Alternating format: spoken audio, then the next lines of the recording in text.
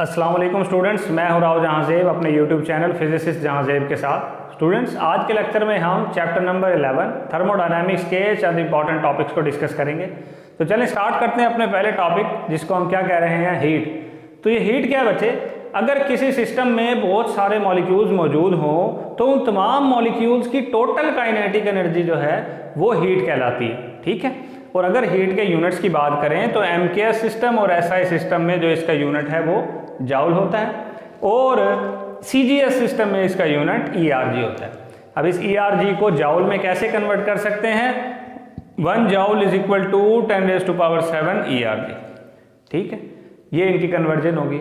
अब हम देख लेते हैं कि इस हीट को किस किस तरीके से ट्रांसफ़र किया जा सकता है। ठीक है, सॉलिड्स में कैसे हीट ट्रांसफ़र होती है, गैसेस में कैसे हीट ट्रांसफ़र होती है, और लिक्विड्स में कैसे हीट ट्रांसफ़र होती है। तो चलें पहला प्रोसेस देखते हैं, कंडक्शन। ठीक है, कोलिजन ऑफ मॉलिक्यूल्स की वजह से एक सॉलिड में जो हीट ट्रांसफ़र होती है उसको हम कहते हैं कंडक्शन। ठीक है, तो कंडक्शन किस वजह से होती है? Collision of molecules. ठीक है, और ये बेसिकली किस में होती है ज़्यादातर? इसको हम कहते हैं ये सॉलिड्स में होती है। ठीक है, अब बात कर लेते हैं कि कन्वेक्शन क्या होती है। देखें, मास मोशन ऑफ फ्लूइड की वजह से ये होती है कन्वेक्शन। यानी आपने एक पानी का गिलास है, उसके अंदर इंक के कुछ ड्रॉप्स डाल दिए। अब इंक की कंसंट्रेशन एक ख़ास पॉइंट पे ज़्यादा होगी, तो जो इंक होगी वो हाई कंसंट्रेशन से लोअर कंसंट्रेशन यानी बाकी तमाम वाटर में मिक्स होती जाएगी। इसको कहते हैं मास मोशन ऑफ फ्लूइड। तो यानी कन्वेक्शन जो है वो मास मोशन ऑफ फ्लूइड्स की वजह से होती है। ठीक है, और ये बेसिकली किस में होती है? लिक्विड्स में होती है ज़्यादातर। ठीक है, ये याद रखना है। नेक्स्ट है जी रेडिएशन। रेडिएशन की जो है मोशन या हीट ट्रांसफर किस वजह से होती है? वो due to the electromagnetic waves होती है। इलेक्ट्रोमैग्नेटिक वेव मूव करती हैं, उस वजह से ये रेडिएशन होती है। ठीक है, इलेक्ट्रोमैग्नेटिक वेव्स की वजह से। ठीक है, रेडिएशन की वजह से जो हीट ट्रांसफर होती है। अब नेक्स्ट बात कर लेते हैं टेम्परेचर की। ठीक है, टेम्परेचर क्या है? किसी भी सिस्टम में जितने मॉलिक्यूल्स मौजूद हैं उनकी एवरेज ट्रांसलेशनल काइनेटिक एनर्जी को क्या कहते हैं? उसका टेम्परेचर कहते हैं। यानी कि कौन सी काइनेटिक एनर्जी हो, दूसरा हो कौन सी, एवरेज हो, और ट्रांसलेशनल हो। ठीक है, सिर्फ ट्रांसलेशनल। तो मैं यहाँ पे लिख देता हूँ कि क्या जी, किसी भी सिस्टम के मॉलिक्यूल्स की, ये देखें, ये एवरेज हो गया, एवरेज का साइन हो गया, काइनेटिक एनर्जी हो गया, और इसके नीचे मैं लिख देता हूँ ट्रांसलेशनल। तो average translational kinetic energy of molecules क्या कहलाती है? टेम्परेचर कहलाती है। ये आपने याद रखना है। अगर टेम्परेचर के यूनिट्स की बात करें तो इसके यूनिट्स क्या क्या होते हैं जी, ज़रा देख लेते हैं। इसके यूनिट्स हैं जी केल्विन। केल्विन जो है इसका क्या है? एसआई यूनिट है। दूसरा फ़ारेनहाइट, तीसरा सेंटीग्रेड। ठीक हो गया। अब इनको आपस में कैसे कैसे कन्वर्ट किया जा सकता है वो देख लेते हैं। तो सबसे पहले मैं आपको कन्वर्जन दिखाऊंगा सेंटीग्रेड की और केल्विन की। तो अगर आप टेम्परेचर इन सेंटीग्रेड को केल्विन में कन्वर्ट करना चाहते हैं तो इसमें 273 क्या कर देंगे? प्लस कर देंगे। तो ये क्या हो जाएगा? केल्विन में कन्वर्ट हो जाएगा। इसके बाद अगर आप सेंटीग्रेड को फ़ारेनहाइट में कन्वर्ट करना चाहते हैं तो क्या करेंगे? ये है टेम्परेचर इन सेंटीग्रेड। ठीक है, आपने क्या करना है, 9/5 से इसको मल्टीप्लाई किया और प्लस कर दिया क्या जी? 32। ठीक है, ये आपके पास क्या बन जाएगा? Temperature in Fahrenheit. ठीक है, सेंटीग्रेड से टेम्परेचर इन फ़ारेनहाइट। आपने सिर्फ ये दो इक्वेशंस याद रखनी है, क्योंकि यहाँ से क्या हो जाएगा, यहाँ से सेंटीग्रेड से फ़ारेनहाइट में जा रहे हैं, फ़ारेनहाइट से सेंटीग्रेड में भी इसी इक्वेशन से जा सकते हैं। और इसी तरीके से ये जो इक्वेशन है ये क्या है जी? सेंटीग्रेड से केल्विन। अब एक इम्पॉर्टेंट सवाल आता होता है कि किस वैल्यू पे आपकी जो रीडिंग है सेंटीग्रेड और फ़ारेनहाइट की बराबर होती है? किस टेम्परेचर पे सेंटीग्रेड और फ़ारेनहाइट की वैल्यू बराबर होती है? तो यहाँ पे मैं आपको बता रहा हूँ कि -40 डिग्री सेंटीग्रेड पे। ठीक है, किस पे जी? -40 डिग्री सेंटीग्रेड बराबर होता है -40 डिग्री, ठीक है, -40 डिग्री फ़ारेनहाइट के। ये याद रखना, बड़ी इंपॉर्टेंट इक्वेशन है। इसी तरीके से फ़ारेनहाइट और केल्विन किस तरह बराबर होते हैं? 574.25 केल्विन बराबर होता है 574.25 फ़ारेनहाइट के। ये भी इक्वेशन याद रख लेनी है कि ये दो टेम्परेचर इस वैल्यू पे बराबर होते हैं। अब हम अपना नेक्स्ट टॉपिक देखते हैं जिसको कहते हैं काइनेटिक थ्योरी ऑफ गैसेस। ठीक है, गैसेस की काइनेटिक थ्योरी। इसमें क्या होता है, ये कहता है कि गैस का एक स्पेसिफिक वॉल्यूम कंसिडर कर लें तो उसमें बहुत सारे लार्ज नंबर ऑफ मॉलिक्यूल्स मौजूद होते हैं गैस के। ठीक है, पहला तो इसका ये पोस्टुलेट है। दूसरा, ये जो गैस मॉलिक्यूल्स होते हैं ये रैंडम मोशन में होते हैं। ठीक है, किस में होते हैं जी? रैंडम मोशन में होते हैं। और इसका जो साइज ऑफ मॉलिक्यूल होता है वो बहुत स्मॉल होता है, यानी साइज ऑफ मॉलिक्यूल बहुत स्मॉल होता है, जबकि इनके दरमियान जो डिस्टेंस है वो बहुत ज़्यादा होता है साइज ऑफ मॉलिक्यूल की निस्बत। ठीक हो गया। अब जब ये कोलाइड करते हैं तो इनकी जो कोलिजन है वो परफेक्टली इलास्टिक होती है, यानी उनका मोमेंटम भी कंजर्व होता है और उनकी काइनेटिक एनर्जी भी कंजर्व होती है, और ये एक दूसरे पे कोई फोर्स अप्लाई नहीं करते। इसी के साथ साथ अगर हम बात करें तो इन मॉलिक्यूल्स का जो प्रेशर है वो स्मॉलर होता है, वो कम होता है, जबकि टेम्परेचर जो है ना वो ज़रा ज़्यादा होता है। तो चल लेते हैं अब हम अगले टॉपिक पे जिसको आइडियल गैस इक्वेशन कहते हैं। इससे पहले मैं एक काइनेटिक थ्योरी ऑफ गैसेस के बारे में ही बात बता दूं कि जब हम डेरिवेशन कर रहे होते हैं तो माइक्रोस्कोपिक लॉज इस्तेमाल करते हैं, माइक्रोस्कोपिक व्यू के लिहाज से कर रहे होते हैं, लेकिन जो हमारे पास रिजल्ट आते हैं वो मैक्रोस्कोपिक होते हैं। काइनेटिक थ्योरी ऑफ गैसेस का बता रहा हूँ, जो हमने प्रेशर और टेम्परेचर निकाला था वो हम नेक्स्ट लेक्चर में डिस्कस करेंगे। तो चलिए अब देखते हैं आइडियल गैस इक्वेशन क्या है। आप सबको याद होगी ideal gas equation, PV is equal to nRT। समझ लें, P प्रेशर है, V वॉल्यूम है, N जो नंबर ऑफ मोल्स हैं, R यूनिवर्सल गैस कांस्टेंट है, T क्या है? Absolute temperature.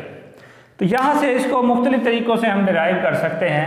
N जो नंबर ऑफ मोल्स हैं इसकी जगह हम लिख सकते हैं PV is equal to N/NA, number of molecules divided by Avogadro's number. ठीक है, चलें अब देखें RT। ठीक हो गया। अब देखें ये इक्वेशन आ गई, इसकी जगह देखें R/NA, R/NA की जगह हम K लिख सकते हैं क्योंकि R/NA बराबर होता है K के। तो PV इज इक्वल टू बराबर आ जाएगा किसके जी? NKT। ये भी देखें आइडियल गैस इक्वेशन ही है सारी। अब ये जो आगे आपके पास K बराबर होता है R/NA के, जिसकी वैल्यू है 1.38 मल्टीप्लाई 10⁻23 जूल पर केल्विन। ठीक हो गया। अब आगे चलते हैं, देखते हैं इस R की क्या वैल्यू होगी। R बराबर होगा यहाँ से NA इंटू K, और ये जो R है इसकी वैल्यू क्या होगी अभी लिख लेते हैं। R बराबर होता है 8.314 जूल पर मोल पर केल्विन। ये है आपका यूनिवर्सल गैस कांस्टेंट। ठीक हो गया, इनको आपने याद कर लेना है, ये आइडियल गैस इक्वेशंस। ठीक है, आगे चलते हैं इंटरनल एनर्जी। इंटरनल एनर्जी क्या है? किसी भी सिस्टम की, उसके मॉलिक्यूल्स की all types of potential energy and kinetic energy, इसको हम कहते हैं क्या जी? Internal energy. यानी कि क्या लिख सकते हैं हम, कोई भी सिस्टम है तो उसकी इंटरनल एनर्जी किसके बराबर होगी? All types of potential energy of molecules, ठीक है, plus all types of kinetic energy of molecules. इसको हम कहते हैं उस सिस्टम की इंटरनल एनर्जी। अब अगर बात करें आइडियल गैस की, तो हमने यहाँ देखा था कि आइडियल गैस की पोटेंशियल एनर्जी क्या होती है? ज़ीरो।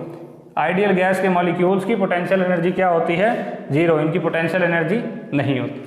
तो इस सूरत में क्या हो जाएगा, तो आइडियल गैस के केस में जो इंटरनल एनर्जी है वो बराबर होगी सिर्फ और सिर्फ काइनेटिक एनर्जी ऑफ मॉलिक्यूल्स की। ठीक है, ये याद रखना है। अब हम आगे चल लेते हैं और देखते हैं कि ये जो इंटरनल एनर्जी है इसको स्टेट फंक्शन क्यों कहते हैं, स्टेट फंक्शन की क्या प्रॉपर्टीज होती है। देखें, कोई भी ऐसा वेरिएबल, कोई भी ऐसी क्वांटिटी जो कि इंडिपेंडेंट ऑफ पाथ हो, इंडिपेंडेंट ऑफ पाथ, ठीक है, इंडिपेंडेंट ऑफ पाथ। तो इसको क्या कहते हैं? State function. और दूसरी इसकी क्या प्रॉपर्टी है जी? दूसरी ये है कि ये सिर्फ किस पे डिपेंड करे? Depends on initial and final state. ठीक है, सिर्फ इनिशियल और फाइनल स्टेट पर depend, initial and final state. यानी होता क्या है कि अगर किसी बॉडी की इंटरनल एनर्जी, किसी सिस्टम की इंटरनल एनर्जी आप चेंज कर दें, ठीक है, एक वैल्यू से दूसरी वैल्यू पे ले जाएं, तो हम ये नहीं बता सकते कि किस प्रोसेस के थ्रू लेके गए हैं। हमें नहीं पता कि उसका पाथ क्या है, प्रोसेस क्या है, लेकिन हमें ये पता होगा कि जी उसकी इनिशियल वैल्यू क्या थी और अब फाइनल वैल्यू क्या है। इसलिए इसको क्या कहते हैं? इंटरनल एनर्जी को स्टेट फंक्शन। अब हम डिफरेंट टाइप्स के सिस्टम्स को डिस्कस कर लेते हैं। आपने नाम सुने होंगे, इसको डिस्कशन में हम आज ला रहे हैं। एक है जी आइसोलेटेड सिस्टम।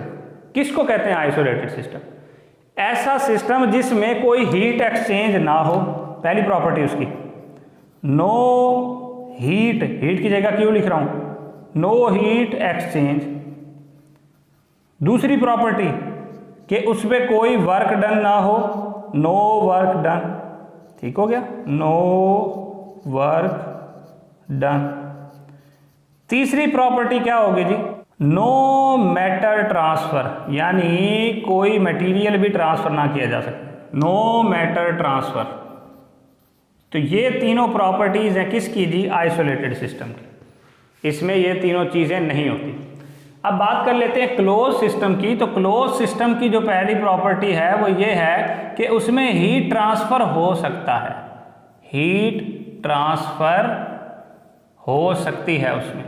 दूसरी प्रॉपर्टी है कि उसमें वर्क डन भी हो सकता है, याद रखना।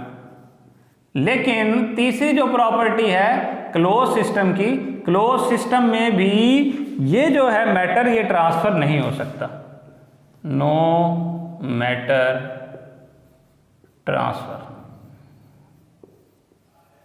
ठीक है जी। अब अगली बात कर लेते हैं ओपन सिस्टम की।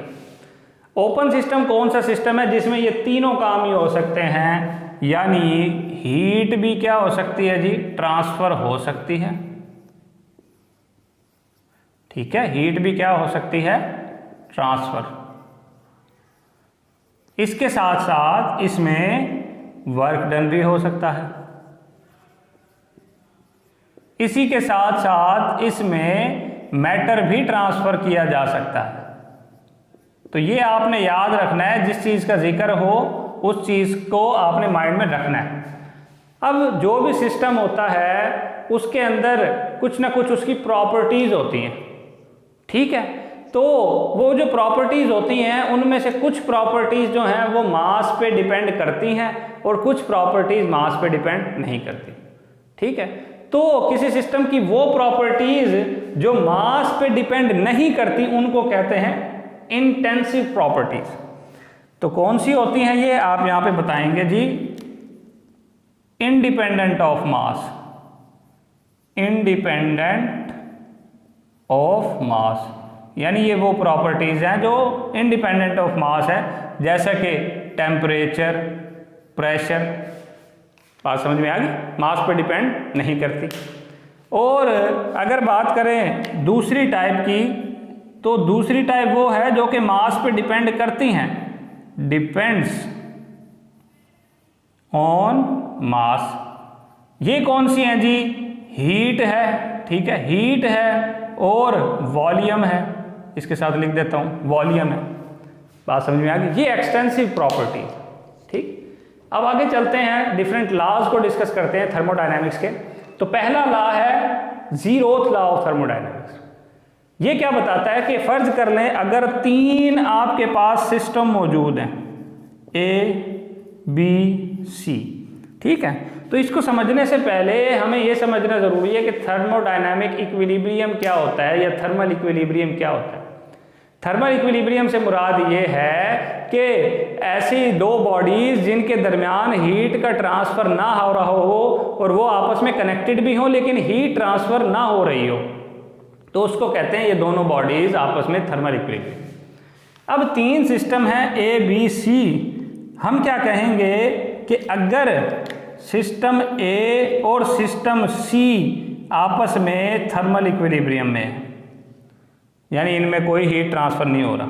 ठीक है, इसी तरीके से सिस्टम बी और सिस्टम सी ये भी आपस में क्या हो, थर्मल इक्विलिब्रियम में हो।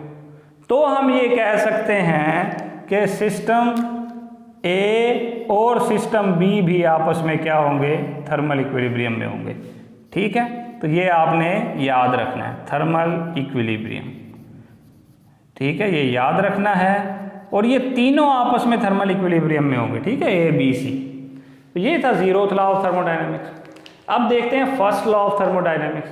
फर्स्ट लॉ ऑफ थर्मोडायनेमिक्स क्या कहता है, वो डायग्राम से हम समझ सकते हैं कि फ़र्ज़ कर लें ये एक कंटेनर है, इसके नीचे आपने क्या है, गैस का चूल्हा जलाया हुआ है, इसके अंदर क्या मौजूद है जी, कोई लिक्विड मौजूद है, और ऊपर एक मूवेबल पिस्टन आपने लगाया हुआ है।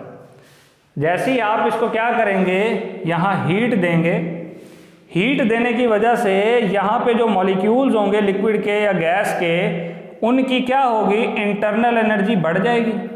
इंटरनल एनर्जी बढ़ने की वजह से वो ये जो पिस्टन है इसको ऊपर मूव करा देंगे, यानी इस पे क्या कर देंगे, वर्क डन कर देंगे।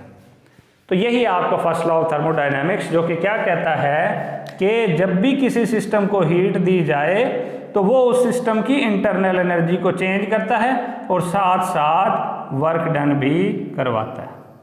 ठीक हो गया, तो ये है जी फर्स्ट लॉ ऑफ थर्मोडायनेमिक्स। और फर्स्ट लॉ ऑफ थर्मोडायनेमिक्स जो है वो law of conservation of energy को फॉलो करता है। ठीक है, आप बता देंगे जी, law of conservation of energy इसमें होल्ड करता है। चलते हैं जी सेकेंड लॉ ऑफ थर्मोडायनामिक्स। इसको समझने के लिए भी हमें एक डायग्राम बनानी पड़ेगी हीट इंजन की। ये आपके पास जी फर्ज कर लिया एक हीट इंजन है, तवज्जो से समझना है इसको। चलें जी, ये है आपकी हाई टेम्परेचर रेजरवायर, यहाँ पे हीट होती है Q1। ये है आपकी लो टेम्परेचर रेजरवायर, यहाँ होती है हीट Q2। और ये दरमियान में क्या लगा होता है, इंजन लगा हुआ होता है, जिस पे हम क्या करते हैं, जिसकी वजह से यहाँ से हम वर्क डन लेते हैं अपना। ठीक है, तो प्रोसेस ये होता है कि हाई टेम्परेचर रेजरवायर से हीट Q1 आती है किस तरफ, लो टेम्परेचर रेजरवायर की तरफ। ठीक है, क्योंकि इस रेजरवायर का टेम्परेचर लो होता है, इसी वजह से हीट यहाँ से नीचे की तरफ आती है, और जब आ रही होती है तो रास्ते में वो इंजन चलाती हुई जाती है, हमारे लिए वर्क डन करती हुई जाती है। तो सेकंड लॉ ऑफ थर्मोडायनामिक्स ये कहता है कि ये पॉसिबल नहीं है कि जो हीट हमने इस एक सिंगल रेजरवायर से ली है वो सारी की सारी यहाँ वर्क डन में ही कन्वर्ट हो जाए, नीचे कोई हीट ना आए। ठीक है, क्यों, क्योंकि अगर यही ना हो, ये नीचे कोई हीट ही ना हो, लो टेम्परेचर रेजरवायर ही ना हो, तो हीट नीचे क्या लेने आएगी, टेम्परेचर डिफरेंस की वजह से ही आ रही है ना, तो हीट तो नीचे आएगी ही नहीं, तो वो सारी की सारी वर्क डन में कैसे कन्वर्ट होगी। ठीक है, तो ये आपके पास स्टेटमेंट भी होगी, it is impossible to convert heat extracted from a single reservoir and convert it completely into work done. ठीक है, तो इसको हम ये भी कह सकते हैं, there is no perfect heat engine. ठीक है, तो ये भी इसकी स्टेटमेंट है, केल्विन स्टेटमेंट है इसकी, there is no perfect heat engine. वो दूसरी डेफिनेशन भी आपने याद कर लेनी है। ठीक है, जो पहले बताइए, there is no perfect heat engine. Perfect कह लें, आइडियल कह लें, 100% एफिशिएंट कह लें। ठीक है, तो ये केल्विन स्टेटमेंट है, इसकी याद रखना। ठीक है, आगे चलते हैं, थर्ड लॉ ऑफ थर्मोडायनामिक्स देखते हैं। थर्ड लॉ ऑफ थर्मोडायनामिक्स है एब्सोल्यूट जीरो टेम्परेचर से रिलेटेड। एब्सोल्यूट जीरो टेम्परेचर का मतलब क्या है, 0 केल्विन, यानी -273 डिग्री सेंटीग्रेड। तो यहाँ पे ये लॉ ये कहता है, थर्ड लॉ ऑफ थर्मोडायनामिक्स, कि एब्सोल्यूट जीरो टेम्परेचर को प्रैक्टिकली अचीव नहीं किया जा सकता। ठीक है, absolute temperature, absolute zero temperature can not be achieved, can not be achieved practically. ठीक है, प्रैक्टिकली अचीव नहीं किया जा सकता ये।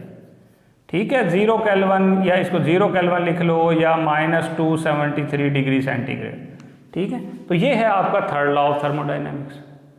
अब बात कर लेते हैं कुछ टर्मिनोलॉजीज़ की। क्या है जी, अगर आप के पास ये एक सिस्टम है, ठीक है, ये सिस्टम है, सिस्टम को अगर आप हीट दे रहे हैं, हीट क्या कर रहे हैं, दे रहे हैं, हीट लिख रहा हूं एडेड, अगर आप सिस्टम को क्या कर रहे हैं, हीट दे रहे हैं, तो ये क्या होगी, पॉजिटिव होगी। और अगर आप सिस्टम से हीट ले रहे हैं या सिस्टम से हीट एवॉल्व हो रही है, हीट इवॉल्व हो रही है, तो ये क्या होगी, नेगेटिव होगी। साइन कन्वेंशन बता रहा हूं। और इसी तरीके से यही सिस्टम है, अगर आप सिस्टम के ऊपर वर्क कर रहे हैं, work done on the system, W on the system, ठीक है, ऑन द सिस्टम, तो ये क्या होगा, नेगेटिव होगा। और अगर सिस्टम आपके लिए वर्क कर रहा है, work done by the system, work done by the system, तो ये क्या होगा, ये होगा बच्चे आपके लिए पॉजिटिव होगा। ये साइन कन्वेंशन आपने लाजमी तौर पे याद रखनी है। तो ये था हमारा आज का लेक्चर। इसके हवाले से कोई सवाल हो तो आप हमसे पूछ सकते हैं। और नेक्स्ट वीडियो तक के लिए अल्लाह हाफ़िज़।